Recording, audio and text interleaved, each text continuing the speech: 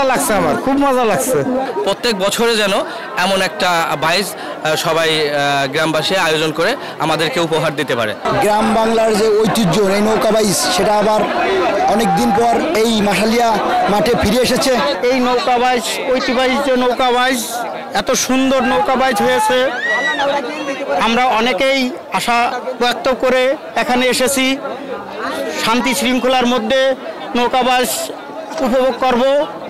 আর এত আয়োজন করার জন্য যুব সমাজকে আমি আমার পক্ষ থেকে, আমাদের লক্ষণদিয়ার পক্ষ থেকে অভিনন্দন ও শুভেচ্ছা জানাচ্ছি।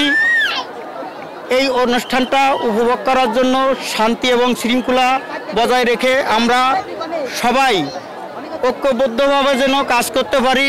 এখানে অনেক বড় বড় নৌকা আসছে, 40 হাত 30 হাত, এবং ভোট আছে, ভোট ডোঙা যেটা বলে। আর এখানে 4-5টা বড় নৌকা আসছে। তো এখানে আমরা প্রতি বছরের ন্যায় এই নৌকাবাজটা উপভোগ করছি দীর্ঘ 4 বছর ধরে। এখানে সুন্দর শৃঙ্খলের সাথে এই নৌকাবাজ পরিচালনা করেন আমাদের এলাকার লক্ষণদিয়া গ্রামবাসী।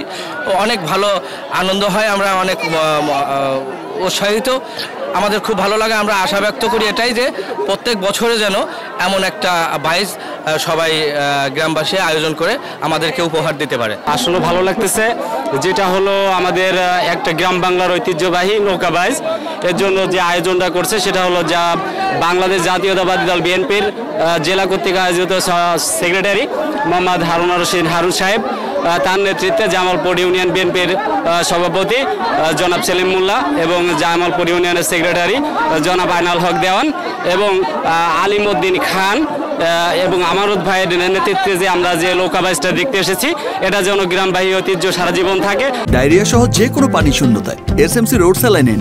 কেনার সময় প্যাকের গায়ে এসএমসি লোগো দেখে কিনবেন। এখানে তো আনুমানিক দেখা যাচ্ছে হাজার হাজার লোক, প্রচুর লোক মানে গুনে গুনোই করা যাবে না, খালি লোক আর লোক। বিশাল মানুষ আনন্দ করতেছে, ভালো লাগতেছে। বাংলাদেশের ঐতিহ্য নৌকা বাইচ, এটা যেন দৈনিক বছর হয় সেটা আমরা আশা করি, কারণ এরকম জিনিস হলে পরে আমাদের মন ভালো থাকে, আমাদের অনেক সুন্দর লাগে। গ্রাম বাংলার যে ঐতিহ্য এই নৌকা বাইচ, সেটা আবার অনেক দিন পর এই মাঠালিয়া মাঠে ফিরে এসেছে। এজন্য আমরা খুবই আনন্দিত। আমরা আগামী দিনে লক্ষণদিয়া যে বিলে এই নৌকা বাইচ প্রতিযোগিতা আয়োজন করা হয়েছে, এজন্য আমরা বালিয়াকান্দি উপজেলা বিএনপির পক্ষ থেকে খুবই আনন্দিত।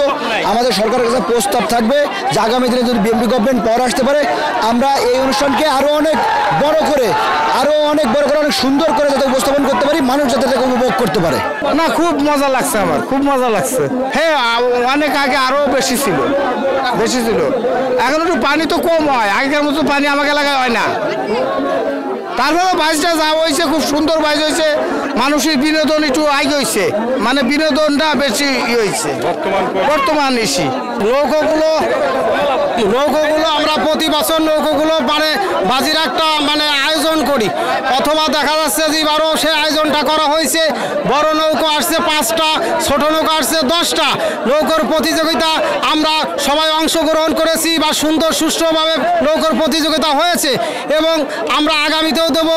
আমাদের জাতীয়তাবাদী দল বিএনপি উদ্যোগে, যুব সমাজের উদ্যোগে জামালপুর ইউনিয়নের লক্ষণদিয়া গ্রামে একটা নৌকোবাদ হচ্ছে।